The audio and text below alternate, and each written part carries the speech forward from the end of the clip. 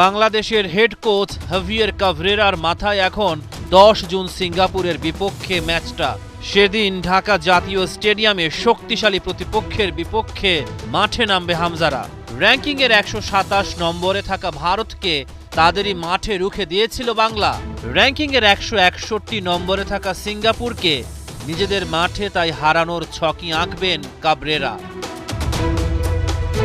ওই ম্যাচের আগে কাভরেরা বাফুফের কাছে চান 9টি বিষয়ের নিশ্চয়তা: জিপিএস সিস্টেম,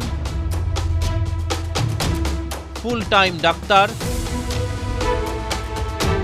একজন এক্সট্রা ফিজিও, জুনের 1 তারিখ থেকে ঢাকা জাতীয় স্টেডিয়ামে প্র্যাকটিস,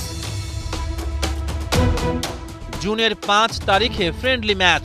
প্রতিপক্ষ হিসেবে চেয়েছেন আফগানিস্তান, মিয়ানমার, চাইনিজ তাইপে অথবা সুদানের মধ্যে যে কোনো এক দলকে। খেলোয়াড়দের খাদ্যাভ্যাসে পরিবর্তন, টিম হোটেল রেস্ট্রিক্টেড করতে হবে, অর্থাৎ সাংবাদিকেরা যাতে সহজে ঢুকতে না পারে।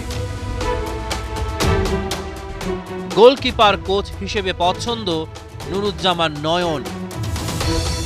ফুল টাইম ম্যানেজার পাওয়া গেলে ভালো, না হলে ম্যানেজার হিসেবে আমের খানকেই চান কাভরেরা। তো ব্যক্তিগত পর্যায়ে তার সাথে আমাদের উই হ্যাভ এ কন্ট্রাক্ট, আমরা সেই কন্ট্রাক্টের প্রতি রেসপেক্টফুল তো আছি। আর টিমের জন্য তিনি যেটা বলবেন এটা তো একটা পজিটিভ দিক, তো সেটা নিয়ে আমরা বসবো। আমরা অফকোর্স যতটা আমাদের সম্ভাব্য আমরা সবই করব, এটা তো করতে হবে। টিম ভালো করছে সেই সময় তো টিমকে আরও পৃষ্ঠপোষকতা দিতে হবে এবং সেখানে কোচের কথাকে আপনাকে তো গুরুত্ব দিয়ে শুনতে হবে।